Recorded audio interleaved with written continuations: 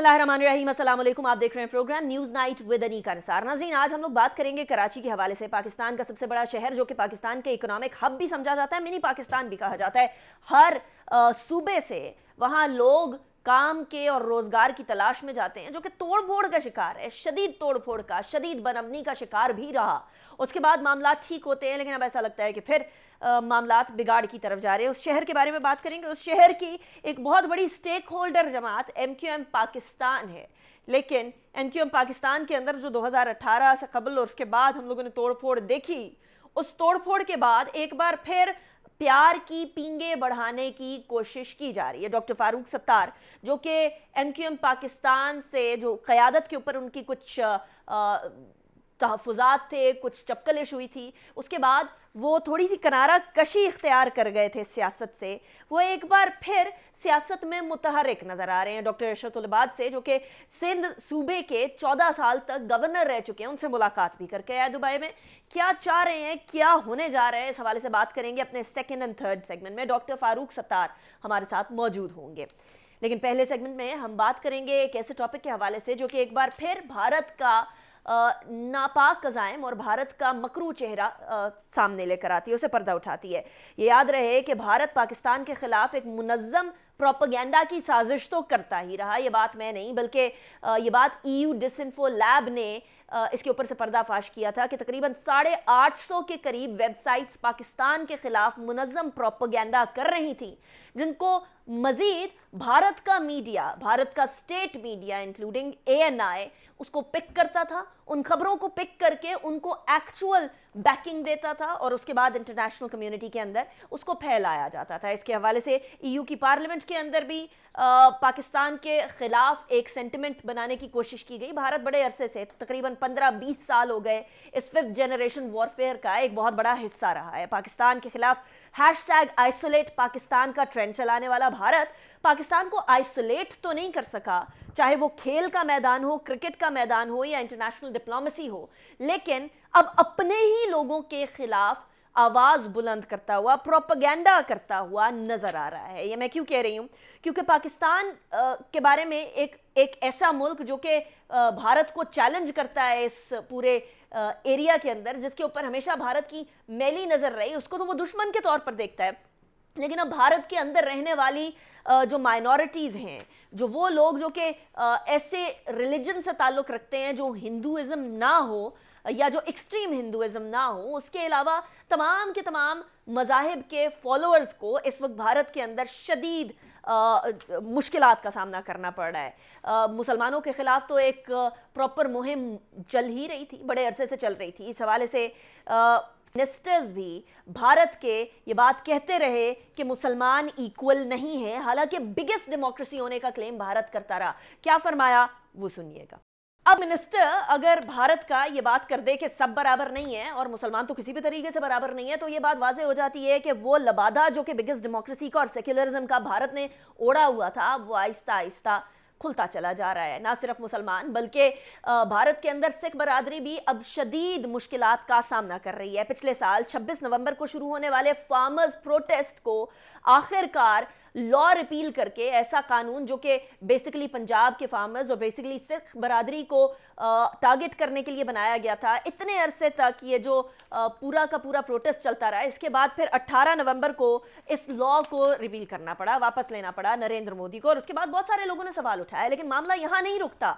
सामने सामने इस कानून को वापस लेने के बावजूद भी सिखों के लिए एक मामला और माशरा बहुत ज़्यादा वोलेटाइल हो गया भारत के अंदर। यहाँ हाल ही में एक रिपोर्ट सामने आई है जो कि सेंटर फॉर इंफॉर्मेशन रेजिलियंस ने दी है। इसके अंदर सामने आया है कि 80 से ज़ायद अकाउंट्स बहुत सारे मुख्तलिफ प्लेटफॉर्म्स पर, सोशल मीडिया के प्लेटफॉर्म्स पर ऐसे हैं जो कि सिख बरादरी को किसी ना किसी तरीके से नीचा दिखाना चाहते हैं, और हर ऐसे सिख को जो कि अपने हुकूक के बारे में बात कर रहा है भारत के अंदर, उसको खालिस्तानी टेररिस्ट डिक्लेयर करके साइडलाइन कर देना चाहते हैं। याद रहे कि भारत के अंदर बढ़ता हुआ डिस्कॉर्ड ऐसा लगता है कि भारत को इम्प्लोजन की तरफ लेकर जा रहा है। ऐसी सूरत हाल में सिख बरादरी अब अपने अलग खालिस्तान की डिमांड कर रही है, और इसी सिलसिले के अंदर इसी कड़ी में पहला रेफरेंडम, जिसके बारे में मैंने अपने प्रोग्राम में बात भी की थी, खालिस्तान बनने के हवाले से, जो कि भारत के पंजाब को एक अलग इंडिपेंडेंट सिखों के लिए मुल्क की डिमांड है,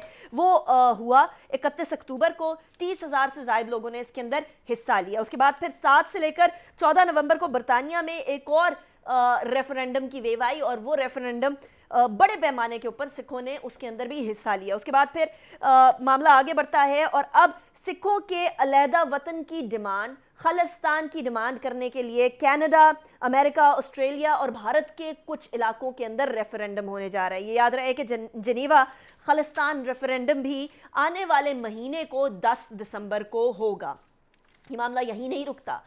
ये बात याद रहे कि ये जो अकाउंट्स थे, जिन सोशल मीडिया 80 से ज़ायद सोशल मीडिया अकाउंट्स की मैं बात कर रही हूँ, इनका सोल पर्पस ये था कि ये सिखों का लबादा ओढ़ें, ये सिखों वाले प्रोफाइल पिक्चर्स और नाम रखें, और जो सिख हुकूक की बात कर रहे हैं उनके खिलाफ आवाज़ उठाकर ये कहें कि हम तो भारत के साथ रहना चाहते हैं, हम असली सिख हैं, #रियल सिख, आप लोग जो हैं नकली सिख हैं, फेक सिख। ये मामला जो है बीबीसी के अंदर भी रिपोर्ट हुआ, और बीबीसी ने बहुत सारे इस तरह के अकाउंट्स जो कि वेरीफाइड अकाउंट्स थे उनको कांटेक्ट किया। उनको कांटेक्ट करने के बाद ये पता चला कि वो अकाउंट्स अंधाधुंध इस तरह के ट्वीट्स को सराहते रहे, उनकी तारीफ करते रहे। ऐसी सूरत हाल में मुख्तलिफ सोशल मीडिया वेबसाइट्स ने इन तमाम के तमाम अकाउंट्स को बंद कर दिया, बैन कर दिया, और एक मुनज़्ज़म साजिश के तौर पर कुछ जो सोशल मीडिया वेबसाइट्स हैं उन्होंने इसको एक्सेप्ट भी किया। इसके साथ साथ ही एक जगजीत सिंह डलेवाल हैं, वो लीडर हैं भारतीय किसान यूनियन के, और ये एक यूनियन थी 30 यूनियंस में से जो कि फार्मर्स प्रोटेस्ट के अंदर बैठी हुई थी। उनका ये कहना है कि we believe these accounts were set up at the behest of the government and it was done to set a narrative against the protest. तो आप ये अंदाज़ा कर लीजिए कि जो 30 यूनियंस बैठी हुई थी उन प्रोटेस्ट, फार्मर प्रोटेस्ट के अंदर, जो खालिस्तान के रेफरेंडम्स हो रहे हैं, वो तमाम के तमाम सिख लीडरान ये समझते हैं कि हुकूमत की ईमा के ऊपर सिखों को किसी ना किसी तरीके से नीचा दिखाने की कोशिश की जा रही है। उनके खिलाफ एक प्रोपेगेंडा मशीन जो है वो मुतहरिक हो चुकी है, एक नैरेटिव बिल्ड किया जा रहा है, और ये नैरेटिव इसलिए बिल्ड किया जा रहा है ताकि उनके हुकूक की आवाज़ को दबाया जा सके। ये भी याद रहे कि एक बहुत बड़ा वाक़या जो कि इस साल के शुरू में पेश आया, रेड फोर्ट के ऊपर सिखों ने अपना झंडा लहराया इस बात को दिखाने के लिए कि हम किसी भी तरीके से भारतीय जनता पार्टी बीजेपी की फाशिस्ट हुकूमत को और उसके फाशिस्ट कवानीन को नहीं मानेंगे। ये मामला भी हो चुका है। इसके अलावा भारत के अंदर एक बढ़ती हुई आवाज़ जो फाशिस्ट हिंदुइज़्म की है वो हम लोगों को अब मीडिया पर्सनालिटीज़ में भी झलकने लगी है। पिछले दिनों भारत की एक ऐसी अवार्ड याफ्ता एक्ट्रेस जिनका नाम कंगना रनावत है, उन्होंने भी अपनी इंस्टाग्राम स्टोरी के ऊपर ये लिखा कि इंदिरा गांधी ने जिस तरीके से सिखों को मच्छरों की तरह कुचल दिया था, लगता है कि अब हम लोगों को भी यही करना पड़ेगा। ये बढ़ता हुआ इंतशार इस बात का गम्माज़ है कि भारत का जो यकजहती का चेहरा था, ऐसा यकजहती वाला कोई प्रैक्टिकल ऑन ग्राउंड मामला नहीं है। इसी के साथ अभी ब्रेक की तरफ जाएंगे, ब्रेक के बाद वापस आएंगे। उसके बाद डॉक्टर फारूक सत्तार हमारे साथ मौजूद होंगे और हम बात करेंगे कराची की, MQM पाकिस्तान की, और कहां कहां यकजहती की बातें चल रही हैं। एक ब्रेक के बाद।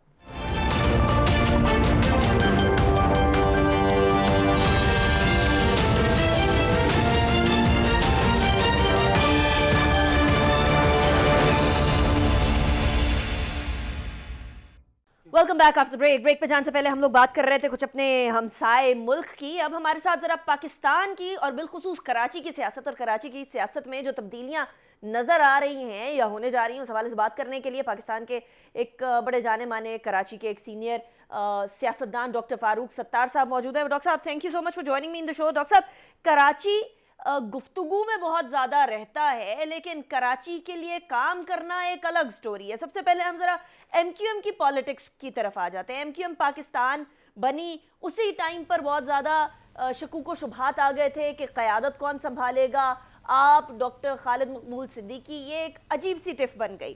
لیکن ابھی آپ کی حال میں ایک ملاقات ہوئی ہے، اور وہ ملاقات ہوئی ہے دبئی میں ڈاکٹر عشرت العباد سے، جو کہ گورنر سندھ رہے ہیں 14 سال کے لیے.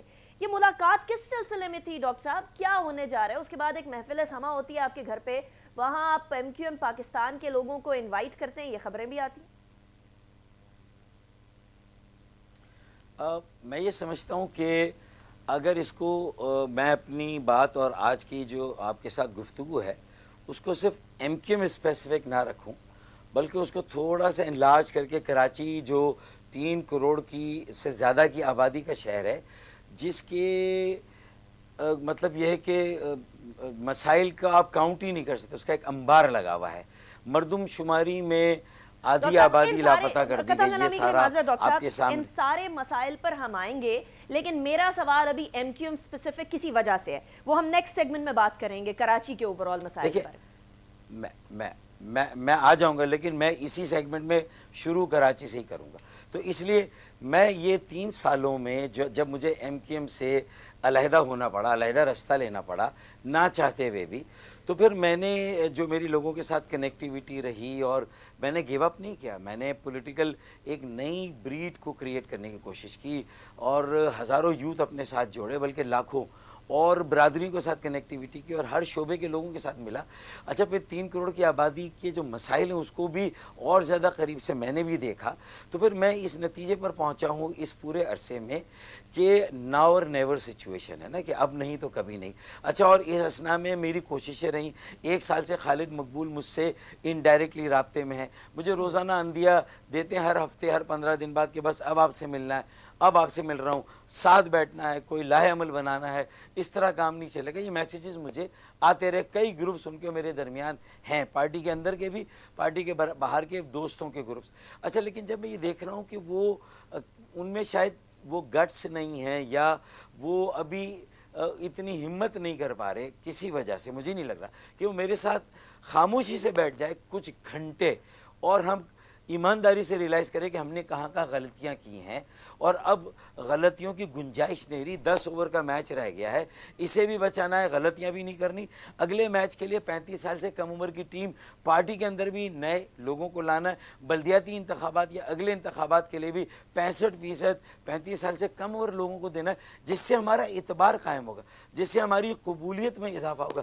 یہ نیریٹو لے کے میں چل رہا ہوں. جب میں نے دیکھا، مجھے محسوس ہوا کہ ابھی خالد مقبول بھائی اس موڈ میں نہیں ہے کہ مجھ سے اکیلے ملے، پھر پبلکلی ملے، اور ہم اور وہ مل کے کچھ طے کریں. تو میں نے پھر دیکھا کہ لیکن اگر وہ اس موڈ میں نہیں ہے کہ آپ کے ساتھ مل کر بیٹھیں، اکیلے بیٹھیں، یا میڈیا کے سامنے بیٹھیں، یا کسی بھی فارم کے اندر آپ سے گفت و شنید کریں، تو آپ جن پیغامات کے بارے میں بات کر رہے ہیں کہ 1-1.5 سال سے کہیں نہ کہیں کوئی انڈائریکٹ رابطے، خاموشی کے ساتھ رابطے ضرور ہیں، وہ خالد مقبول صدیقی صاحب کی طرف سے ڈائریکٹ نہیں کیا گیا کوئی بھی رابطہ؟ ہمیشہ بیچ میں کوئی انٹرمیڈیری رہا؟ نہیں. 1 سال پہلے ان کا فون آیا تھا، اور انہوں نے کہا تھا کہ یہ کووڈ چل رہا ہے، تھوڑا سا ایک طرف سیٹل ہو تو مجھے آپ سے ملنا ضروری ہے، اور اب اس کے بغیر کام بھی نہیں چلے گا، اور ہم بیٹھتے ہیں. تو انہوں نے مجھے کہا. تو میں جب سے منتظر تھا، اور بیچ بیچ میں کئی گروپس ان کے پاس میرے پاس آتے جاتے رہے. پھر بالآخر آج سے 2.5 ماہ پہلے میں نے اپنا 7 رکنی ڈیلیگیشن شاہد پاشا کی سربراہی میں ان کے گھر بھیج دیا، ان سے اجازت لے کے. ان سے انہوں نے ٹائم لیا، انہوں نے ٹائم دیا، لیکن اس 2.5 گھنٹے کی ان کی ملاقات کا بھی نتیجہ کوئی ایسا نہیں نکلا کہ وہ فاروق بھائی سے کب بیٹھ کر آگے کا روڈ میپ طے کریں، لوگوں سے ہم اپنی غلطیوں کی معافی مانگیں، آگے کے روڈ میپ میں جو بگاڑ اور خرابی اس کو دور کرنا.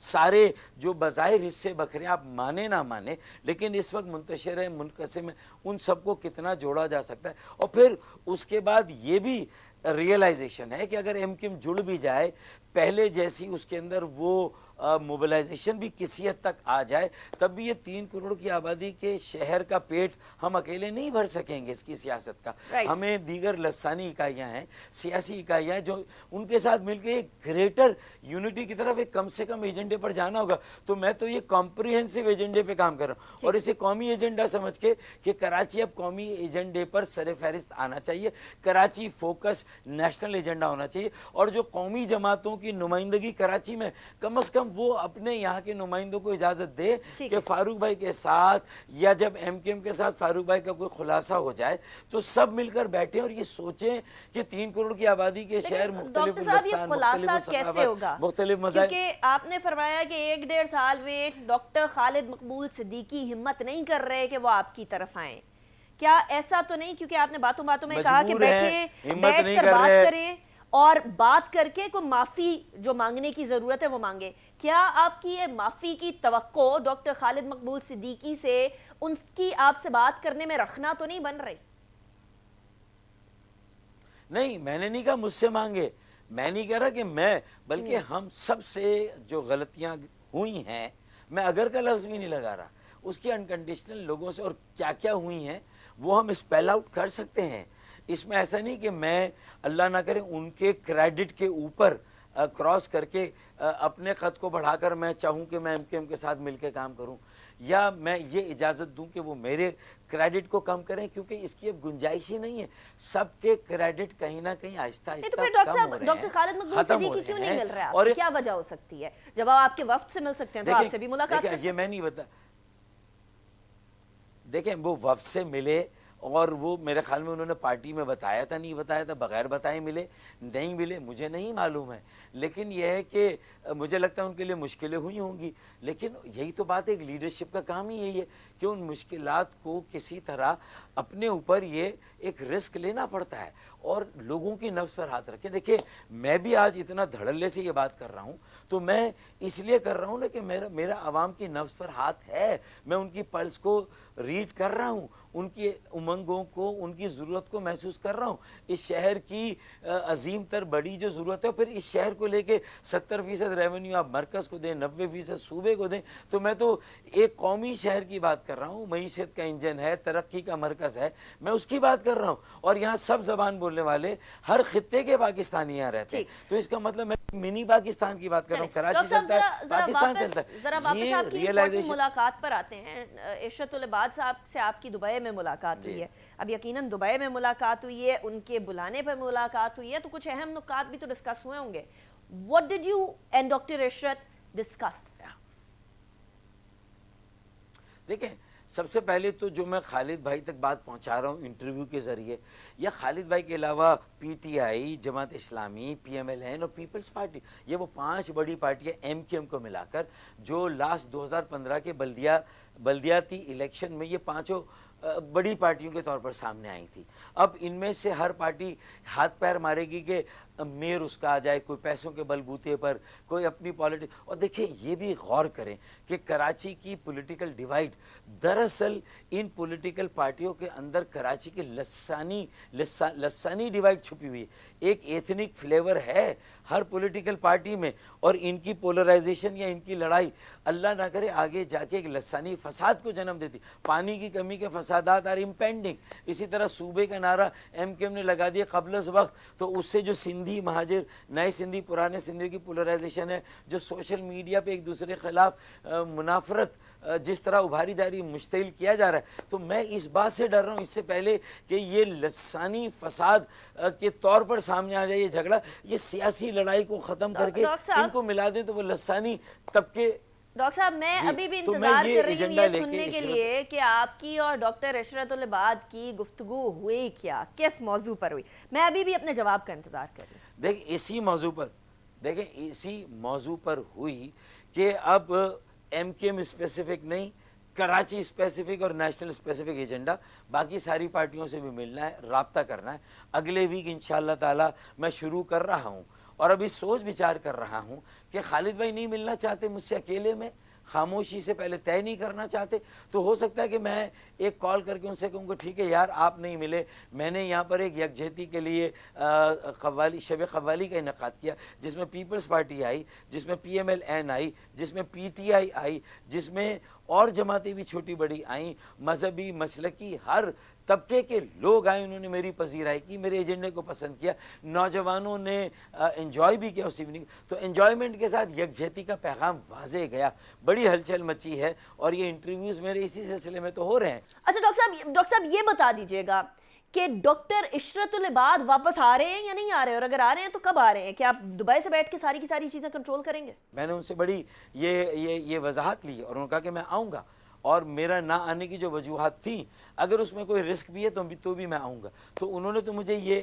کہا ہے. ان کا 14 سال کا تجربہ شاید اس وقت قومی مسائل کے لیے سندھ کے مسائل اور سندھ میں مختلف اکائیوں کے درمیان چاہے مذہبی مسئلے کی لسانی سیاسی ہو، اس میں ان کا ایک کردار ہو سکتا ہے، کانفلکٹ مینجمنٹ میں ان کا ایک تجربہ رہا ہے. تو میں یہ سمجھتا ہوں کہ یہ ساری باتوں کو لے کر اگر ان کے ساتھ ایک پارٹنرشپ میں نے بنائی، جب خالد بھائی نہیں آ رہے تو مجھے کہیں نہ کہیں ایم کیو ایم کی پرانی لیڈرشپ میں سے مجھے بھی ان کی دعوت آ گئی، ان کا انٹرویو آ گیا. انہوں نے مجھے کہا کہ آپ آئیں، میں چلا گیا اور ان کو ملا، اور ان کے ملنے کے بہانے میں نے وہاں جو ہے وہ سیمی فائنل بھی دیکھ لیا آسٹریلیا پاکستان کا. لیکن بنیادی مقصد دبئی جانے کا ان کی دعوت پر گیا. ان سے 12 گھنٹے کی 2 رات ہم جا کے، بلکہ 3 رات لمبی بات چیت ہوئی ہے. سارے امور پر ہم نے charter for stability and development progress, charter برائے استحکام و تعمیر و ترقی، ہم نے اس کے عنوان بھی دیا. کون سے شعبوں میں ہم نے بات چیت کی؟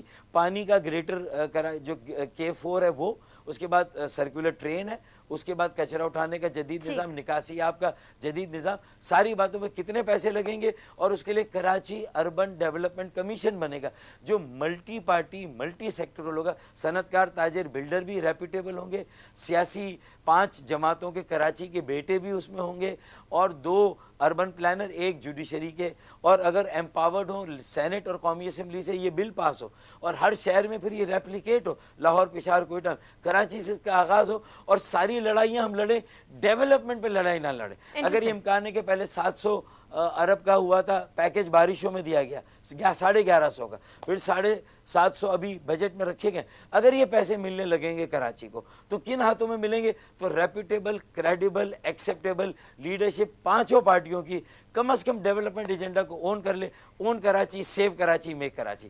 کراچی کو اپنا بچائے بنائے. جماعتوں کی بات کر رہے ہیں یہاں، وہ سلام کرنے کو تیار نہیں ہوتے، ایک دوسرے سے ہاتھ ملانے کو تیار نہیں ہوتے. ڈاکٹر صاحب آپ کہہ رہے ہیں 5 جماعتیں اکٹھی بیٹھ جائیں. میں بریک کی طرف جاؤں گی، بریک کے بعد یہی سوال آپ کے سامنے لے کر آؤں گی کہ کہنے کو اور سننے کو یہ باتیں بڑی اچھی لگ رہی ہیں، لیکن پریکٹیکل کتنی ہے؟ ایک بریک کے بعد.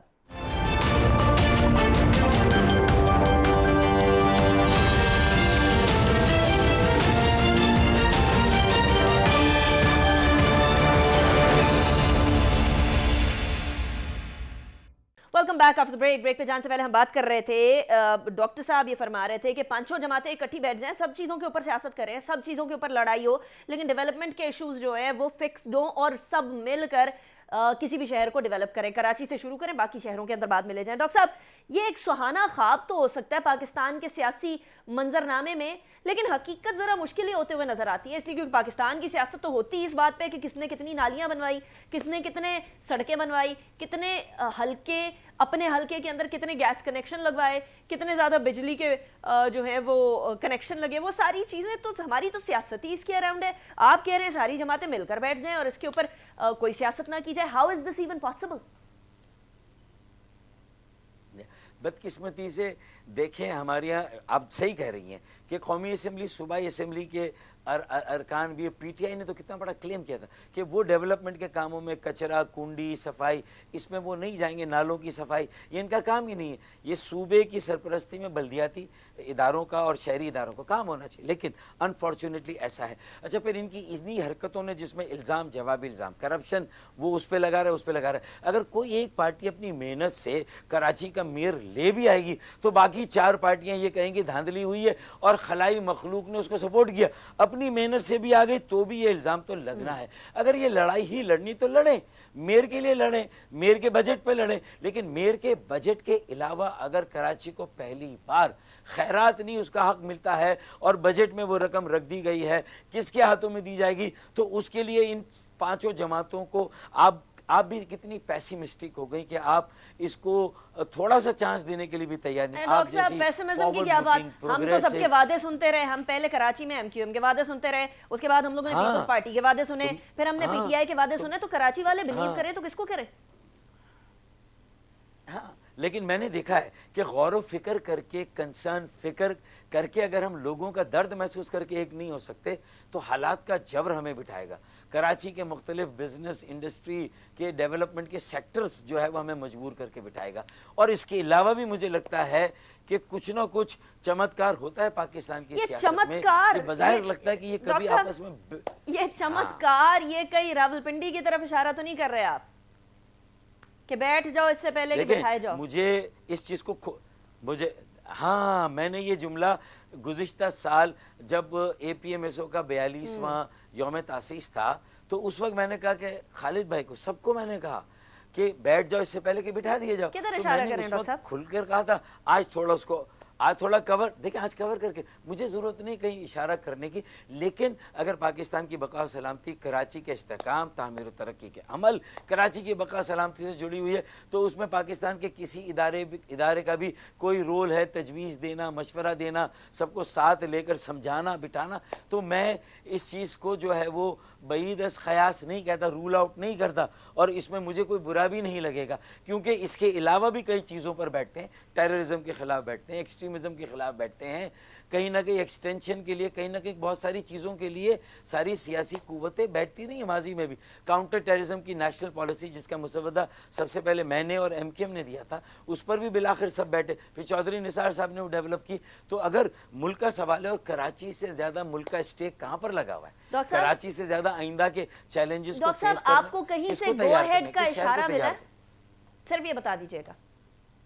دیکھیں الحمدللہ میرے کریڈینشلز کو اور میری کریڈیبلٹی کو دیکھ کے انیکا کا یہ سوال ہی بنیادی طور پر غلط ہے. میں حالات کو ریڈ کرتا ہوں, وائبز ہوتی ہیں, کیلکولیشن ہوتی ہے, کوئی مجھے کہے یا مشورہ دے اس سے پہلے میں سرفنگ کرتا ہوں, ایک ویو آ رہی, اپرچونٹی آ رہی, میں اس کو گریب کرتا ہوں تاکہ اس کو پوری طرح انکیش کرا سکے, پوری طرح لوگوں کی ریلیف کے لیے استعمال کر سکے. مشرف کے زمانے میں بھی لہر آئی تھی, اس پر میری پارٹی کے لوگ سوار ہوئے, سرفنگ کی, لیکن عارضی اختیارات پر کنات کی. میں کہہ رہا ہوں عارضی نہیں, اب مستقل مسائل کا ہمیں مستقل حل چاہیے. آرٹیکل 140 میں بلدیاتی اداروں کے اختیارات اور وسائل چاہیے, اور الیکشن کا 1 کے 4 سال بعد الیکشن ہونے چاہیے. پھر اس کے علاوہ 160 میں قومی مالیاتی کمیشن صوبوں کو وسائل صرف نہ دے, نیچے شہروں کو, ضلعوں کو, بلدیات اور قصبات کو بھی دے, تحصیلوں کو بھی دے. پھر اسی طریقے سے آرٹیکل 149(4) یہ کمیشن بنا دے. تو میرے خیال میں نے دیکھا ہے کہ آگے ایک یہ جو پولیٹیکل خلا ہے, اگر ہم سب نے اس کو مل کر نہ پر کیا, آپس میں لڑتے رہے, تو یقین مانے اس کو پھر انتہا پسند. ڈاکٹر صاحب اگر میں آئیڈیلی آپ کے ساتھ اگری بھی کروں, I agree with you ideally کہ سب کو ایٹ لیسٹ ڈیولپمنٹ کے کاموں کے اوپر سیاست نہیں کرنی چاہیے, اور یہ جو ڈیولپمنٹ کے کاموں پہ سیاست ہوتی ہے, تختی تبدیل کر دو, اس کا پروجیکٹ روک دو, اپنا پروجیکٹ بناؤ, this is not right. لیکن یہاں تو ایم کیو ایم پاکستان حکومت کا حصہ ہوتے ہوئے, اتحادی ہوتے ہوئے, حلقہ بندیوں کے اوپر اتنے عرصے تک کچھ نہیں کر پائی تھی, اور آپ ایم کیو ایم پاکستان کا حصہ ہیں نہیں ہیں, یہ بھی ابھی ایک ایمبیگوٹی ہے.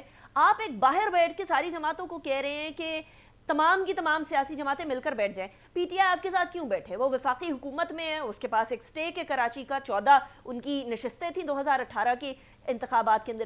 پیپلز پارٹی آپ کے ساتھ کیوں بیٹھے؟ پیپلز پارٹی جو ہے وہ تو آل ان آل ہے سندھ کی, پتہ نہیں اگلے انتخابات کے اندر بھی شاید وہی ہو, تیسری ٹرم وہ پوری کر رہے ہیں. ایم کیو ایم ویسے ایک سمجھتی ہے کہ وہ کراچی از دیئرز اونلی. تو ڈاکٹر صاحب آئیڈیلی تو آپ کی باتوں سے اتفاق ہے, لیکن پریکٹیکلی کس کس کو بٹھا پائیں گے آپ اپنے ساتھ؟ میں بھی اسی جو روایتی سیاست ہے پاکستان کی, اس میں میری سیاست چلے موروثی نہیں, جاگیرداروں کی نہیں, وڈیروں کی نہیں, بڑے سرمایہ داروں کی نہیں, لیکن میری اپنی ایک اربن پالیٹکس تھی.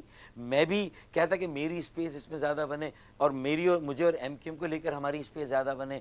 ہر حال میں دیکھیں میئر کے لیے لڑیں نا, میں کہہ رہا ہوں لڑیں, اس کے روٹین کے بجٹ کے لیے لڑیں, ایک دوسرے پہ الزامات لگائیں. اس میں 35 سال سے کم عمر کا میئر میں لانا چاہتا ہوں, ایک بیٹی ڈیپوٹی میئر لانا چاہتا ہوں. آپ نہ مانیں اس ایجنڈے کو, لیکن کراچی کے پانی کو لے کر, کراچی کے سرکولر ٹرین کو لے کر, نکاسی, اگر اس پہ اب کوئی آپ نے فیوچر کو طے نہ کیا تو یہ ناو نیور سچویشن ہے. میں کون سا یہ کہہ رہا ہوں کہ 100% یہ ہو ہی جائے گا, ہاں مجھے امید ہے, کیونکہ اب لوگوں کو اس پر غور و فکر کرنا چاہیے. پاکستان کی بقا سلام, طالبان کی جو رائز ہے افغانستان میں, انڈیا کے جو ارادے ہیں, جو ہمارے بارڈرز کی سچویشن ہے, ہم امریکہ سے چائنا کے کیمپ میں جا رہے ہیں, تو میں جو بات کر رہا ہوں وہ کوئی بہت زیادہ آئسولیشن میں نہیں کر رہا, میں سارے ریاستی آئینی اداروں کے نظر میں جو پاکستان کے لارجر انٹرسٹ ہیں میں ان کو سامنے رکھ کے کراچی کے اوپر اس لیے فوکس کر رہا ہوں کہ کراچی ہی سب کا سیویور ہے.